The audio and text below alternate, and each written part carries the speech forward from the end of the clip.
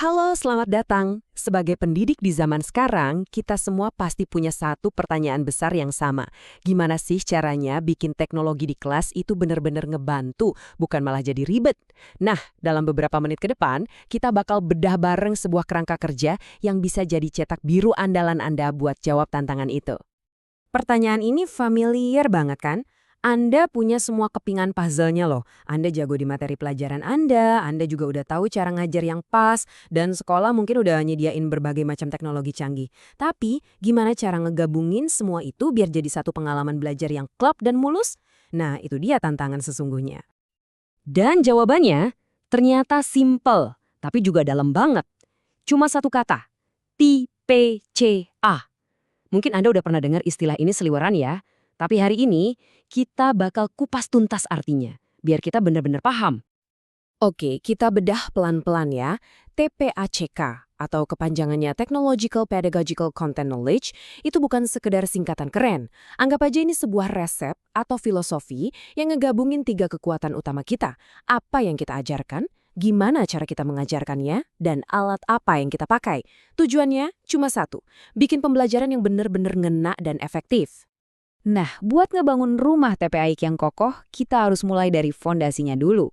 Yuk, kita lihat 3 blok bangunan inti yang jadi dasar dari semua ini.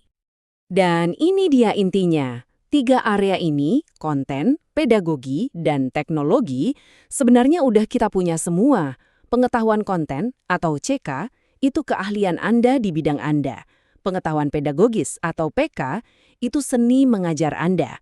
Dan pengetahuan teknologi, atau TK, itu soal pemahaman Anda tentang alat-alat digital. Jadi TPCAK itu bukan nyuruh kita jadi orang lain, tapi justru ngajak kita buat ngeliat lagi kekuatan yang udah kita punya, tapi dari kacamata yang baru. Oke, kalau tadi kita udah ngomongin fondasinya, sekarang kita masuk ke bagian yang paling seru, di mana keajaiban itu terjadi. Soalnya, kekuatan TPEK itu bukan di masing-masing bloknya, tapi justru di perpaduan, di irisan antar ketiganya. Kita mulai dari kombinasi yang pertama, yang mungkin paling kita kenal sebagai guru. Apa sih yang terjadi kalau cara mengajar atau pedagogi ketemu sama materi atau konten? Nah, kita dapat yang namanya PCK. Kunci di sini adalah kata spesifik. PCK itu bukan cuma soal tahu cara ngajar, tapi tahu cara terbaik ngajarin pecahan untuk anak kelas 4 atau cara paling efektif buat ngejelasin revolusi industri ke siswa SMA. Inilah gabungan maut antara apa yang kita ajarin dan gimana cara terbaik nyampainnya. Oke, sekarang yuk kita coba masukin teknologi ke dalam ramuan ini. Waktu teknologi ketemu langsung sama konten, kita dapat yang namanya TCK atau Technological Content Knowledge. Ini tuh soal milih alat yang pas buat tugas yang pas. Kita kan nggak mungkin pakai kalkulator buat ngajarin nulis puisi, ya kan? Tiki itu semacam intuisi itu. Pengetahuan bahwa simulasi virtual itu keren banget buat pelajaran fisika. Atau Google Earth bisa ngubah pelajaran geografi jadi petualangan keliling dunia. Intinya kecocokan antara alat dan materi. Baik, kita sampai di irisan terakhir. Dan ini sering banget jadi kunci pembelajaran modern. Apa yang terjadi kalau teknologi nggak cuma ketemu konten, tapi juga ketemu sama metode mengajar kita? Nah, disitulah lahir TPK, Technological Pedagogical Knowledge. Coba perhatikan deh, di sini fokusnya geser. Ini bukan lagi soal kontennya, tapi soal proses belajarnya. Jadi kalau strategi ngajar kita adalah kerja kelompok, TPK itu pengetahuan buat milih pakai Google Docs atau Padlet biar kolaborasinya lancar. Kalau strategi kita flip classroom, TPK itu cara kita pakai video pembelajaran dan kuis online biar strategi itu jalan. Jadi teknologinya itu ngedukung cara kita mengajar. Oke, semua kepingan puzzle-nya udah kita kumpulin. Ada PK, CK, TK, dan semua irisannya. Sekarang saatnya kita lihat gimana semua ini nyatu jadi sebuah desain pembelajaran yang utuh dan keren di dunia nyata. Kita langsung aja lihat contoh nyatanya ya. Sebuah kelas yang pakai model pembelajaran berbasis masalah atau PBL untuk ngebahas topik yang penting banget, yaitu kerusakan lingkungan. Coba deh perhatikan, setiap keputusan di sini tuh ada alasannya, disengaja. Semuanya berawal dari pedagogi, PK, yaitu bikin pertanyaan pemicu biar siswa penasaran. Terus, guru pakai PCK-nya buat milih model PBL, karena dia tahu model ini paling pas buat topik yang kompleks. Lanjut, TCK main peran waktu guru milih video berita. teknologi yang paling tepat buat nyajiin konten itu. Dan terakhir, TPK hadir waktu forum di LMS dan VR dipilih buat mendukung proses diskusi dan visualisasi.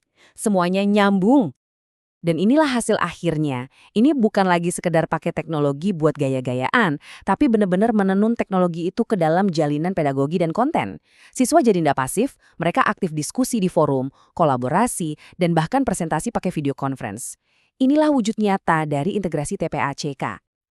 Oke, kita udah lihat teorinya, udah lihat contohnya juga. Nah, sekarang giliran Anda. Gimana caranya biar Anda bisa mulai merancang pembelajaran pakai kerangka kerja TPACK ini?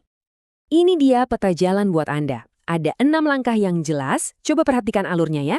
Selalu mulai dari apa yang mau diajarkan, konten, baru mikirin gimana cara ngajarinnya, pedagogi, dan yang terakhir, pilih alat yang bisa ngebantu, teknologi.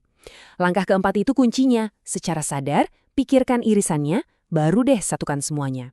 Dan yang paling penting, langkah keenam, laksanakan dan refleksikan, karena proses ini adalah siklus perbaikan terus-menerus.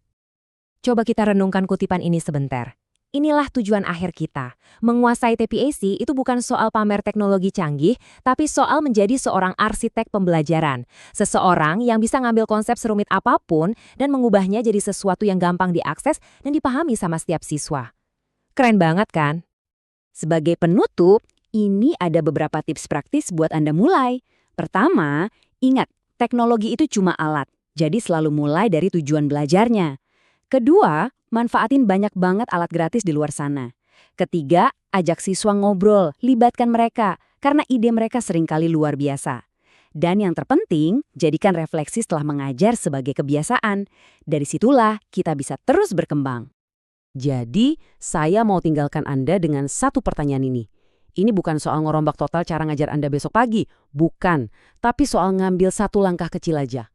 Coba pikirkan satu pelajaran Anda minggu depan, dan satu teknologi sederhana. Gimana caranya Anda bisa pakai teknologi itu bukan cuma sebagai tempelan, tapi sebagai bagian yang nyatu sama konten dan cara mengajar Anda. Selamat mencoba ya!